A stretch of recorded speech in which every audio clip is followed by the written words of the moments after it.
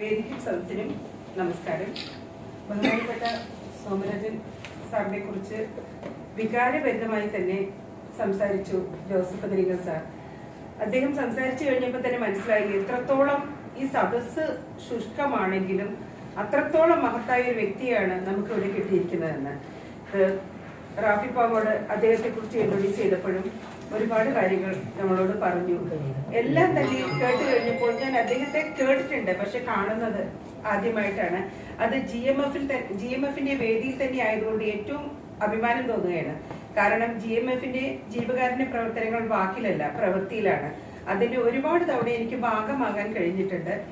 ഇനിയും ഗാന്ധി ഭവൻ, അദ്ദേഹത്തിന്റെ ഗാന്ധി ഭവൻ എല്ലാവർക്കും സാറ് പറഞ്ഞതുപോലെ നാട്ടിൽ പോകുമ്പോൾ സന്ദർശിക്കാനും ഇത് എല്ലാവർക്കും വ്യാപിപ്പിക്കാനും നമ്മളെ മൗത്ത് പബ്ലിസിറ്റി ആണല്ലോ എല്ലാവരും. അപ്പോ ഇവിടെ വന്നവർ പറയാ ഇങ്ങനെ ഞങ്ങൾ ഇന്ന് ഇങ്ങനെ ഒരു മീറ്റിങ്ങിന്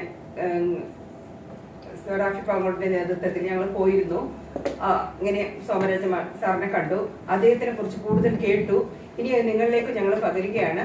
അത് ഓരോരുത്തരും പകർന്ന് മൗത്ത് പബ്ലിസിറ്റി ആയിട്ട് പോകുമ്പോഴാണ് ഗാന്ധി ഭവനിൽ നമ്മൾ അറിയാതെ തന്നെ എത്തപ്പെടും.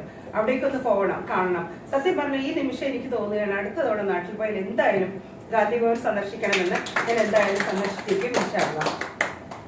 2 വാക്കാണ് പറഞ്ഞത്, അതുകൊണ്ട് ചുരുക്കുന്നു. നന്ദി, നമസ്കാരം.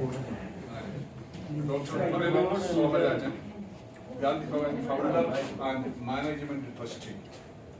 സ്നേഹത്തിന്റെ വെളിച്ചവും സൗഹൃദത്തിന്റെയും മൈത്രിയുടെയും തണലും മരവുമായ ഗാന്ധി ഭവൻ ഗാന്ധി ആശയങ്ങളെ മുറുകെ പിടിച്ച് സെക്രട്ടറി ബഹുമാന്യനായ പുനലൂർ ഡോക്ടർ സോമരാജനെ പുണ്യഭൂമിയായ സൗദി അറേബ്യയുടെ സ്നേഹ ആദരവ്.